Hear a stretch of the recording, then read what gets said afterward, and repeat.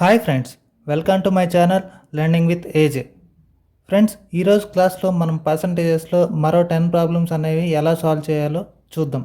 ఇవి ఒక్కొక్క క్వశ్చన్ అనేది ఒక్కో మోడల్లో ఉంటుంది. దయచేసి ఎవరు వీడియోని లాస్ట్ వరకు స్కిప్ చేయకుండా చూడండి, ఎందుకంటే ప్రతి ఒక్క క్వశ్చన్ ఒక్కొక్క మోడల్ అనమాట. ఇవన్నీ మీ కాంపిటేటివ్ ఎగ్జామ్స్లో ఖచ్చితంగా రిపీట్ అయిన మోడల్స్. ఫ్రెండ్స్, ఇంకా ఈ ఛానల్ని ఎవరైనా సబ్స్క్రైబ్ చేసుకోకపోతే దయచేసి సబ్స్క్రైబ్ చేసుకోండి. అలాగే వీడియో నచ్చితే లైక్ కొట్టండి. ఈ వీడియోని అనేక మంది ఫ్రెండ్స్కి షేర్ చేయండి, సో దట్ వారు కూడా ఎంతో కొంత సబ్జెక్ట్ అనేది ఈ వీడియోస్ ద్వారా నేర్చుకుంటారు. Thank you. ఫ్రెండ్స్, ఇప్పుడు చూడండి, ఫస్ట్ క్వశ్చన్ చూద్దాం. Aman's expenses is 30% more then the Vimala's. అంటే అమన్ ఖర్చు పెట్టింది ఎంత అంటే విమలా కన్నా 30% ఎక్కువ. And Vimala's expenses is 10% less than the Ramana's. అంటే విమల ఖర్చు పెట్టింది ఎంత అంటే రమణ కన్నా 10% తక్కువ ఖర్చు పెట్టిందంట. If the sum of there expenses is, అంటే ఆ ముగ్గురు ఎక్స్పెన్సెస్ కలిపితే 6,447 రూపాయలు అయితే what would be the Aman's expenses. అంటే అమన్స్ ఎక్స్పెన్సెస్ అనేది ఎంత కనుక్కోవాలి మనం. ఫ్రెండ్స్, ఇప్పుడు ఈ క్వశ్చన్లో చూస్తే మనం మూడిటి యొక్క రేషియో కనుక్కోవాలి. ఆ రేషియోని 6,447తో ఈక్వల్ చేసి ఆన్సర్ అనేది ఫైండ్ అవుట్ చేయాలి. సో ఎలా చేయాలో చూద్దాం రండి. ఫస్ట్ ముగ్గురు ఉన్నారు. ఎవరెవరు వాళ్ళు? అమన్, విమల, రమణ్. ఇప్పుడు నేనేమనుకుంటున్నాను, రమణాని బేస్గా తీసుకుంటున్నా. అంటే రమణాని 100%గా తీసుకుంటున్నా, 100. అయితే ఇప్పుడు విమల ఏమవుతుంది? Vimala's expenses is 10% less than Ramana. అంటే 100% రమణ అయితే వాళ్ళకన్నా 10% తక్కువ అంట విమల. అంటే ఎంత? 90 కదా, 100లో 10 పోతే. ఇప్పుడు Aman's expenses is 30% more than the Vimala's. Vimala కన్నా అమన్స్ 30% ఎక్కువ అంట. అంటే ఇప్పుడు ఇందులో 10% ఎంత? 9, 20% 18, 30% 27 కదా.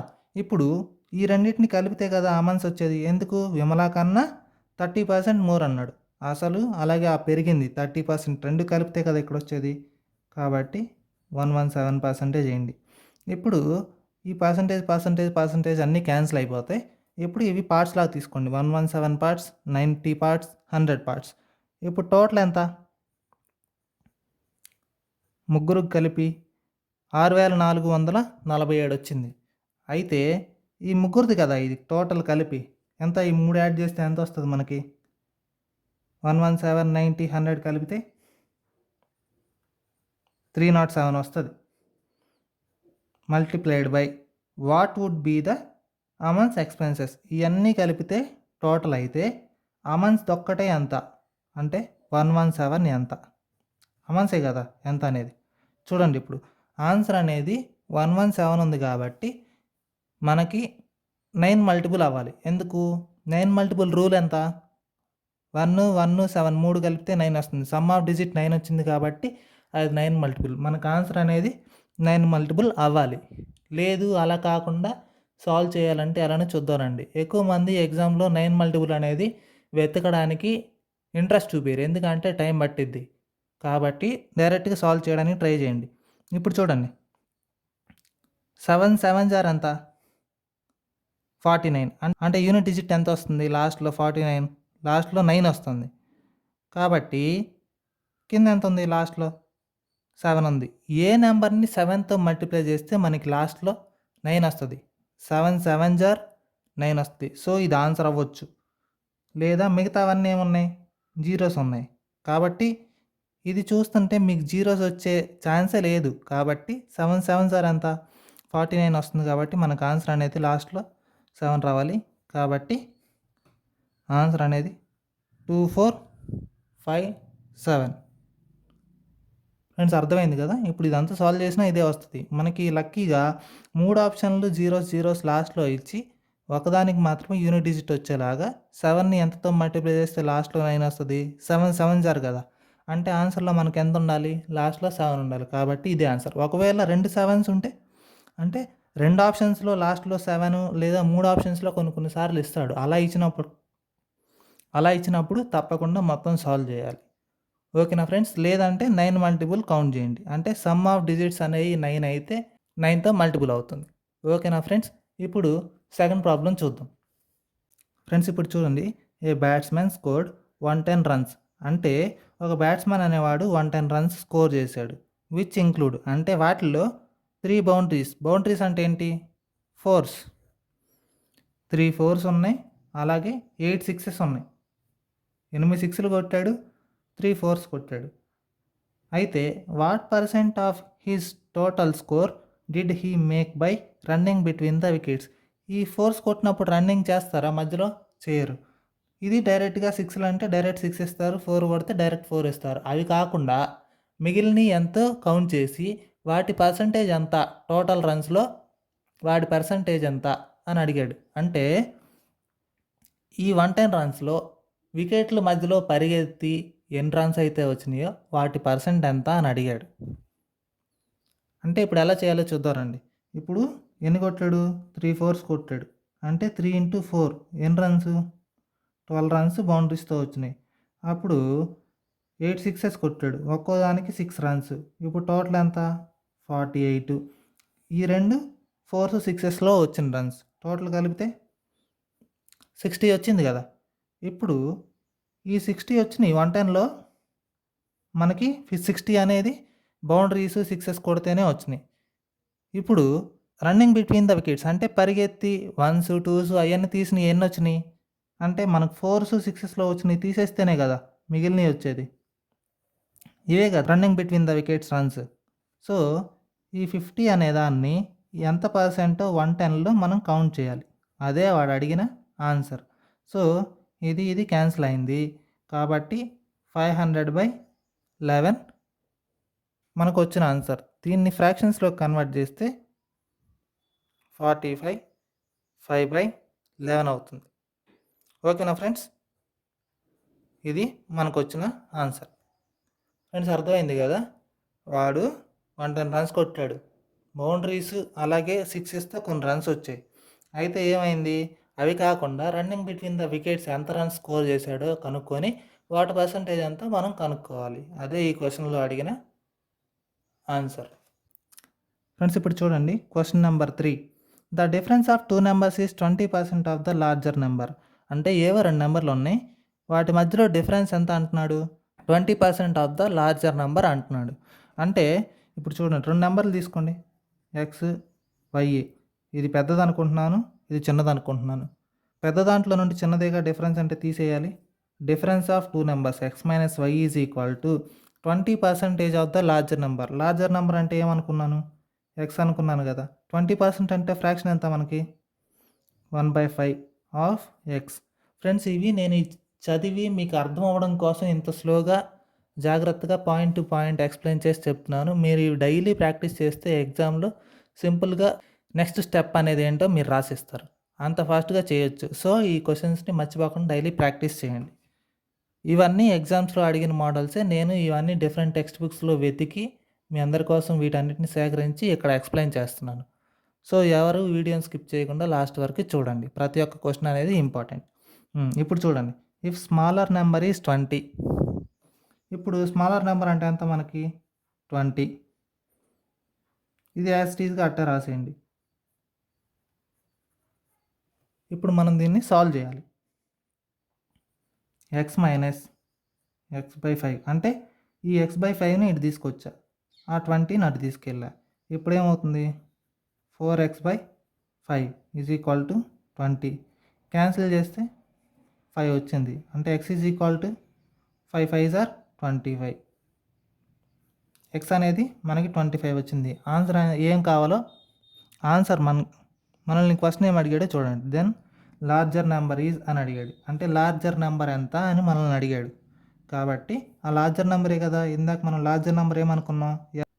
ఎక్స్ అనుకున్నాం. కాబట్టి ఎక్స్ అనేది 25 వచ్చింది. సో, మన ఆన్సర్ అనేది 25. ఫ్రెండ్స్ అర్థమైంది కదా! ఇప్పుడు నెక్స్ట్ ప్రాబ్లం చూద్దాం రండి. Out of his income John spends 10% on paying rent. అంటే ఒక జాన్ అనే అతను ఉన్నాడు. అతను రెంట్ మీద ఖర్చు పెట్టింది ఏంటంటే 10%.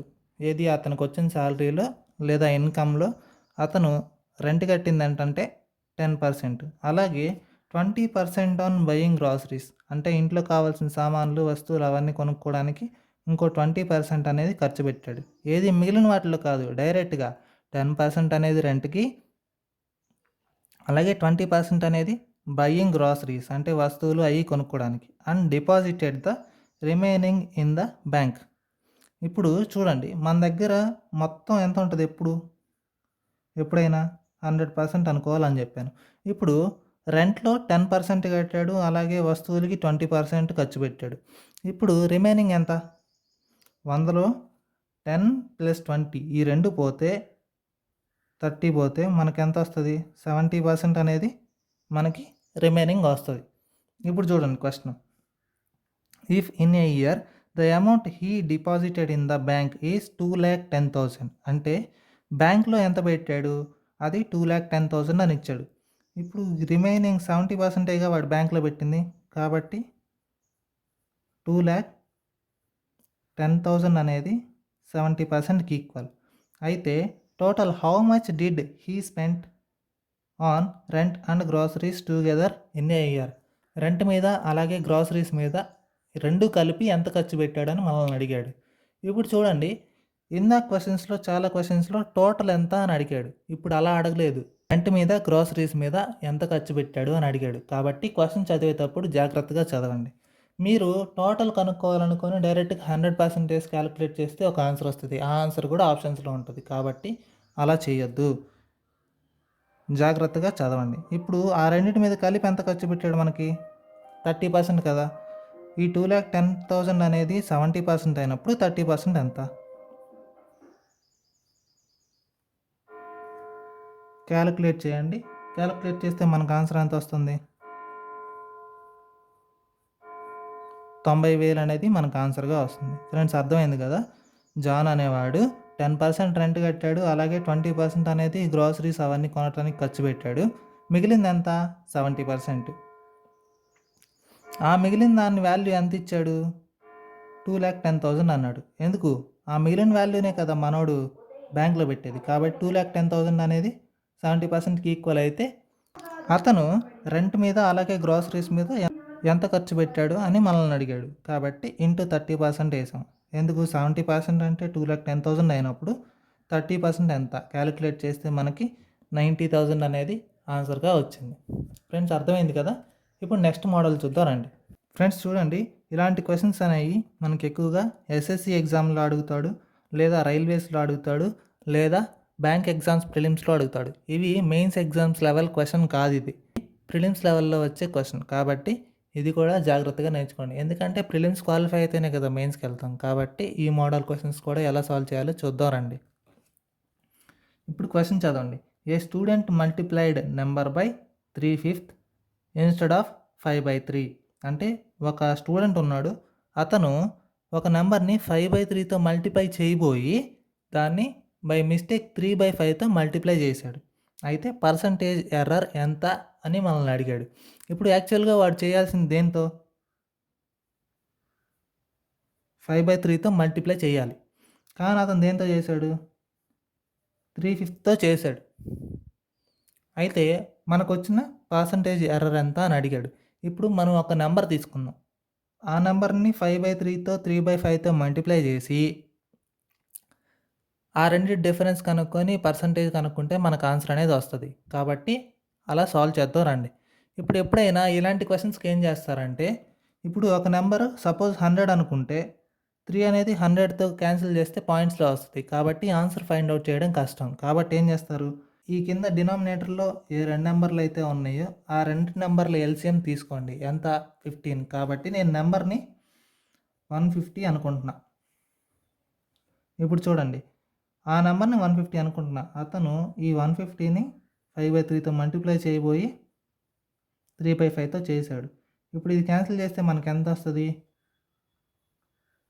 250 వచ్చింది. ఇప్పుడు ఇది క్యాన్సిల్ చేస్తే మనకు ఎంత వస్తుంది? 90 వస్తుంది. పర్సంటేజ్ ఎర్రర్ అంటే ఏంటి? దీంతో మల్టిప్లై చేశాడు కదా దీని బదులు. అయితే ఎంత తక్కువ లేదా ఎక్కువ, ఎంత పర్సెంట్ అని అడుగుతున్నాడు. కాబట్టి 250 కన్నా మనకు అసలు ఇది చేయాల్సింది, కానీ అతను ఇది చేశాడు. కాబట్టి ఎంత తక్కువ వచ్చింది? 160 తక్కువ వచ్చింది. కాబట్టి ఎంత మీద 250 మీద. కాబట్టి పర్సంటేజ్ కనుక్కోండి. అసలు ఇదే కదా, కాబట్టి 250 కింద వేసాను నేను. 55, 52 ఇదంతా క్యాన్సిల్ చేస్తే మనకు లాస్ట్లో 64 అనేది మనకు ఆన్సర్గా వస్తుంది. కాబట్టి ఆప్షన్స్లో 64 ఎక్కడ ఉంది? ఆప్షన్ నెంబర్ బి అనేది మనకు వచ్చిన ఆన్సర్. ఫ్రెండ్స్, అర్థమైంది కదా? ఇలాంటి క్వశ్చన్స్ ఇచ్చినప్పుడు మీరు ఆ నెంబర్ని 100 అనుకుంటే ఆ నెంబర్ 5తో డివిజిబుల్ అయిద్ది, కానీ 3తో డివిజిబుల్ అవ్వదు కదా. అయిద్ది, కానీ ఆన్సర్ అనేది పాయింట్స్లో వస్తుంది, 33.33 వస్తుంది. కాబట్టి ఆన్సర్ అనేది ఫైండ్ అవుట్ చేయడం కొంచెం కష్టం. కాబట్టి ఏం చేస్తారు, ఈ కింద ఉన్న డినామినేటర్లు 2 నెంబర్లు తీసుకొని దానికి ఎల్సిఎం తీయండి. ఎల్సిఎం తీస్తే 15 వచ్చింది. కాబట్టి క్యాలిక్యులేషన్ సింపుల్ ఉండాలి కాబట్టి నేను 150 అనుకున్నా. 150 అనుకొని ఈ 5/3తో 3/5తో మల్టిప్లై చేశాను. 2 నెంబర్లు వచ్చినాయి. ఎంత డిఫరెన్స్ వచ్చిందో వేసి అసలు దాని మీద కదా మనం డిఫరెన్స్ ఎంత క్యాలిక్యులేట్ చేయాలి. కాబట్టి 250 కింద వేసి 100తో మల్టిప్లై చేశాను. పర్సంటేజ్లో కన్వర్ట్ చేయాలి కాబట్టి 64% అనేది నాకు వచ్చిన ఆన్సర్. ఫ్రెండ్స్, అర్థమైంది కదా? ఇప్పుడు నెక్స్ట్ క్వశ్చన్ చూద్దాం. ఫ్రెండ్స్, ఇప్పుడు నెక్స్ట్ క్వశ్చన్ చూద్దారండి. In an examination it is required to get 40% of the aggregate marks to pass. Aggregate marks నేను 100% అనుకుంటే వాడికి పాస్ అవ్వడానికి 40% మార్క్స్ అనేది కావాలంట. ఇప్పుడు 100కి 35 మార్క్స్ వస్తే పాస్ కదా మామూలుగా ఎక్కువ ఎగ్జామ్స్లో. కాబట్టి అలానే ఇక్కడ ఏంటంటే ఇప్పుడు ఇది 100 అనుకుంటే 40% అనేది పాస్ మార్క్ రావాలి. అంటే 100 మార్క్స్ ఎగ్జామ్ పెడితే పాస్ అవ్వడానికి 40 మార్క్స్ రావాలంట కదా. అంటే 40% రావాలి. ఏ స్టూడెంట్ గెట్ 261 మార్క్స్ వచ్చినాయి, ఒక స్టూడెంట్కి 261 మార్క్స్ వచ్చినాయి and declared fail by 4% of marks. అంటే అతను ఇంకా 4% మార్క్స్ రాక ఫెయిల్ అయ్యాడంట. ఇప్పుడు ఆ 4% మార్క్స్ వస్తే అతను పాస్ అయినట్టేగా. కాబట్టి నేనేం చేస్తాను, ఆ 4% మార్క్స్ అనేవి నేను యాడ్ చేశా. అతను ఇప్పుడు పాస్ అయినట్టు. ఆ పాస్ అనేది టోటల్ ఎంత పర్సెంట్ అవ్వాలి? ఈ టోటల్ అనేది 40%కి ఈక్వల్ కదా. ఎందుకు? ఈ రెండు కలిపితే పాస్ అయినట్టు. పాస్ పర్సంటేజ్ మనకు 40 ఇచ్చాడు కాబట్టి ఈక్వల్ చేశాను. ఇప్పుడు ఈ 4 యువతలకు పోతే 36% అనేది 261 వస్తుంది కదా. అయితే క్వశ్చన్ ఏం అడిగాడు చూడండి. What are the maximum aggregate marks a student can get. Aggregate marks ఎంత అనుకున్నాం మనం ఇందాక? 100 అనుకున్నాం. కాబట్టి 100 వేసేయండి. 100 వేసి ఇప్పుడు మనం క్యాన్సిల్ చేస్తే ఎంత వస్తుంది చూడండి. 4 9లు 4 25లు. ఇప్పుడు వచ్చేసి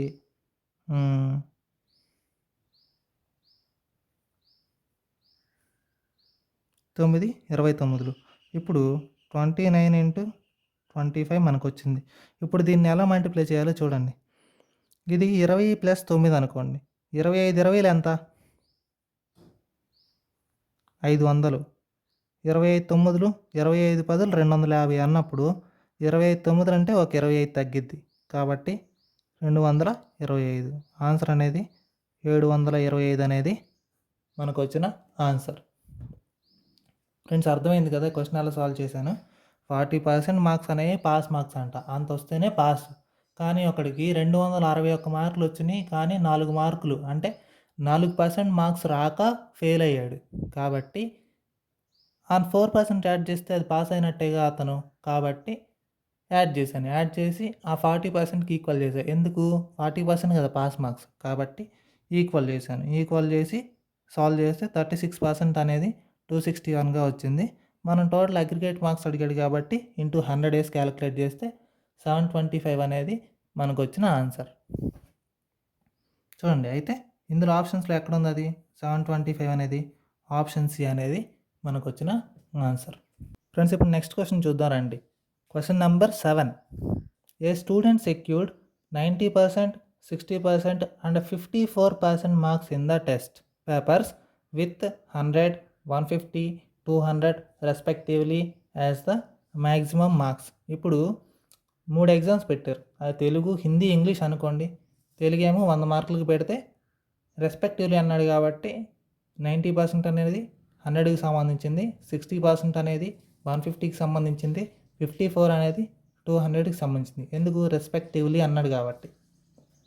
ఇప్పుడు తెలుగులో 100 మార్కులకి ఎగ్జామ్ పెడితే 90% మార్క్స్ వచ్చినాయంట.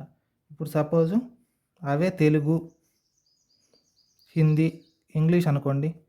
ఇది తెలుగు 100 మార్కులకు పెట్టారు, హిందీ 150 మార్క్స్ ఎగ్జామ్ పెట్టారు, ఇంగ్లీష్ 200 మార్క్స్ ఎగ్జామ్ పెట్టారు.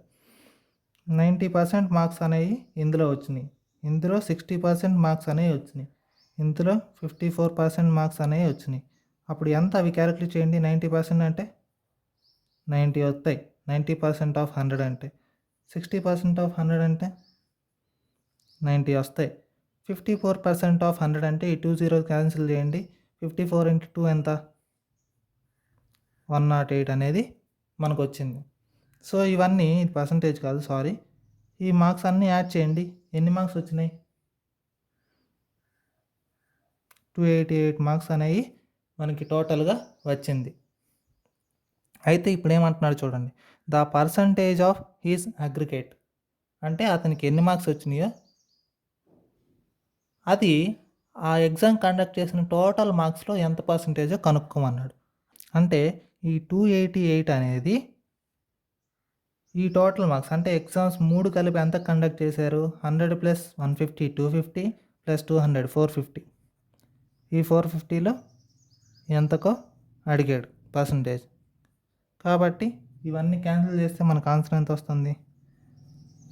64% అనేది మనకు వచ్చిన ఆన్సర్. 64% అనేది మనకు వచ్చిన ఆన్సర్. ఫ్రెండ్స్ అర్థమైంది కదా? ఇదంతా ఒకసారి క్యాలిక్యులేట్ చేయండి. వీడియో లెంత్ ఎక్కువ అవుతుంది కాబట్టి నేను ఇలా డైరెక్ట్గా ఆన్సర్ అనేది వేసాను. 64% అనేది మీకు వచ్చిన అగ్రిగేట్ పర్సంటేజ్. ఫ్రెండ్స్ అర్థమైంది కదా? రెస్పెక్టివ్లీ అన్నప్పుడు ఆ 90% అనేది 100కి సంబంధించింది, 60% అనేది 150కి, 54 అనేది 200కి సంబంధించింది. ఫ్రెండ్స్ గుర్తుంది కదా? ఇప్పుడు నెక్స్ట్ ప్రాబ్లం చూద్దాం రండి. 3/5 of the total population of the village is males. అంటే మేల్స్ ఉన్నారు. ఇప్పుడు 3/5 మేల్స్ అంటే రిమైనింగ్ ఎవరు?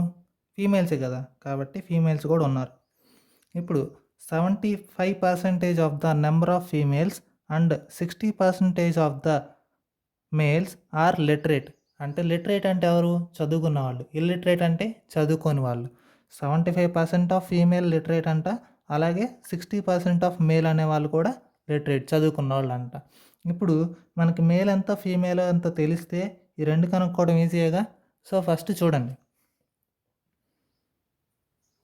మనకి 3/5 of the population are males అన్నాడు. 3/5 అంటే ఏంటి?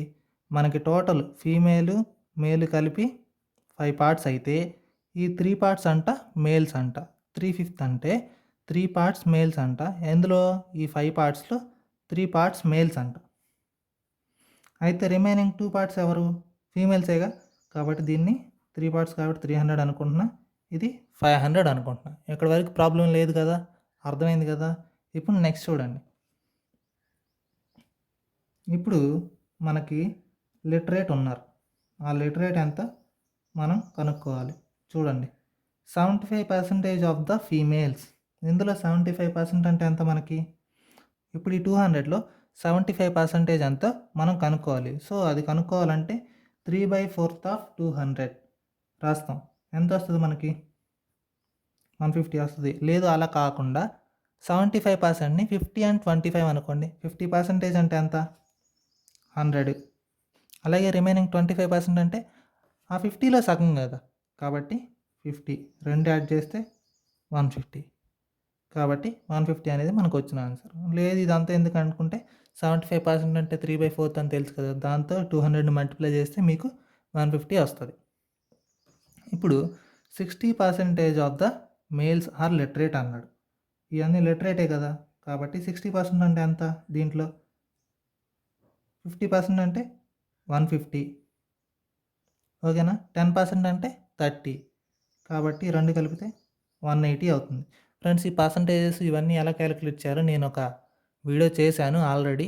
పర్సంటేజ్కి సంబంధించిన బేసిక్స్ పార్ట్ 1 పార్ట్ 2 అనేవి ఆల్రెడీ ఇదే ఛానల్లో అప్లోడ్ చేశాను. వీలుంటే ఒకసారి ఒకవేళ అర్థం కాకపోతే ఎలా క్యాలిక్యులేట్ చేస్తున్నానో ఆ వీడియో చూడండి. మీకు ఇది ఎలా క్యాలిక్యులేట్ చేస్తున్నాను అనేది షార్ట్ కట్స్ అనేవి అర్థమవుతాయి. ఇప్పుడు ఇంతవరకు వచ్చింది. ఇప్పుడు చూడండి, if the difference between number of male literate and female literate అంటే మేల్స్లో ఎంతమంది చదువుకున్నారు, ఫీమేల్స్లో ఎంతమంది చదువుకున్నారు, వాళ్ళిద్దరి మధ్యలో డిఫరెన్స్ అంట. ఎంత? 180 మైనస్ 150 30. ఆ 30 అనేది 270 అంట. ఈ 270 అనేది ఆ 30. ఎందుకు? ఆ డిఫరెన్సే కదా 270 అంది. కాబట్టి ఈ రెండు మధ్యలో డిఫరెన్స్ 30 కాబట్టి అది 270కి ఈక్వల్ చేశా. ఇప్పుడు what is the total population in the village? Total population in the village కనుక్కోవాలంటే మనం ఏం చేయాలి? ఈ టోటల్ పాపులేషన్ ఎంత ఇద్దరు కలిపితే 500. 500 పార్ట్స్ ఎంత కనుక్కోండి. 30 పార్ట్స్ 270 అయినప్పుడు 500 పార్ట్స్ ఎంత? ఇది క్యాన్సిల్ చేస్తే 9 వస్తుంది. 4500 అనేది మనకు వచ్చిన ఆన్సర్. ఫ్రెండ్స్, అర్థమైంది కదా ఇక్కడ వరకు? ఏం లేదు. ఇప్పుడు 3 పార్ట్స్ మేల్స్ అన్నప్పుడు 5లో ఫీమేల్స్ అంతా 2 పార్ట్స్ కాబట్టి సింపుల్గా ఉండడానికి నేను 300 200 అనుకున్నా. ఎందుకు? పర్సంటేజ్ క్యాలిక్యులేట్ చేయాలి కదా. కాబట్టి 75% ఆఫ్ ఫీమేల్ అంటే దీంట్లో 75% 150, 60% మేల్స్ అంటే ఇందులో 60% 180. ఈ రెండు క్యాలిక్యులేట్ చేశాను. క్యాలిక్యులేట్ చేసిన తర్వాత if the difference between number of male literate అంటే 180 అలాగే ఫీమేల్ లిటరేట్ అది 150. ఈ రెండింటి మధ్యలో డిఫరెన్స్ అనేది 270 అంట.